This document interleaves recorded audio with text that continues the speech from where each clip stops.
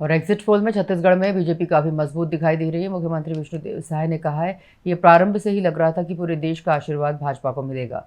पूरा देश चाहता है कि नरेंद्र मोदी तीसरी बार बागडोर संभाले। छत्तीसगढ़ में 11 की 11 सीटें आ रही हैं। वहीं डिप्टी सीएम विजय शर्मा ने कहा है कि बीजेपी ने संकल्प के साथ चुनाव लड़ा है। एनडीए 400 पार जाना ही चाहिए, ये लक्ष्य है और इसके लिए बीजेपी कार्यकर्ताओं ने मेहनत की है। ये तो प्रारंभ से ही लग रहा था कि पूरे देश का आशीर्वाद भारतीय जनता पार्टी को और देश के यशस्वी प्रधानमंत्री श्री नरेंद्र मोदी जी को मिलेगा। पूरा देश चाहता है कि श्री नरेंद्र मोदी जी तीसरी बार सरकार बागडोर संभालें और पूरे देश में वातावरण अच्छा था।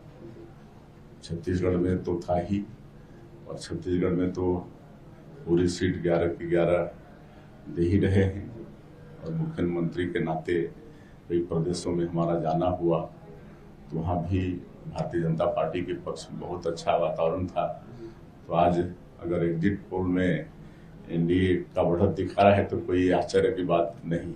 बिल्कुल इस तरह से पिछले विधानसभा के चुनाव में ही मोदी की गारंटी में यहाँ की जनता ने विश्वास करके भारतीय जनता पार्टी को सरकार में बैठाई, और उसके बाद मात्र 100 दिन में जो मोदी की गारंटी को पूरा करने का काम छत्तीसगढ़ की हमारी सरकार ने किया।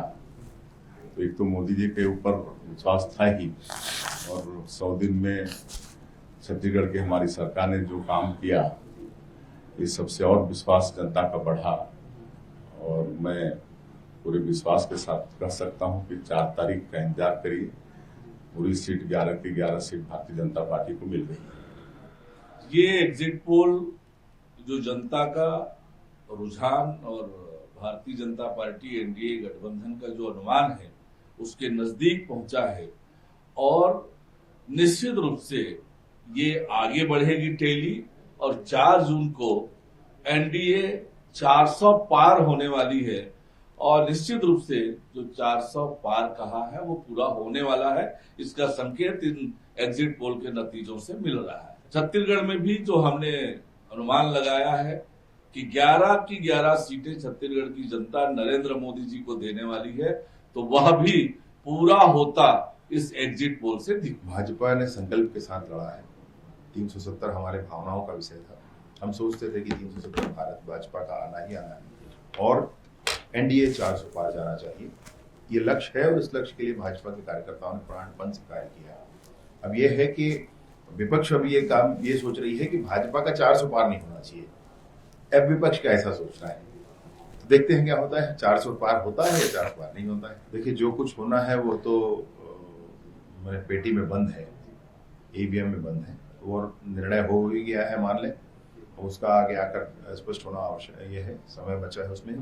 तो इसमें डिबेट होना भी चाहिए। बहुत सारा अभ्यास, बहुत सारा प्रयास सब लोगों ने किया है।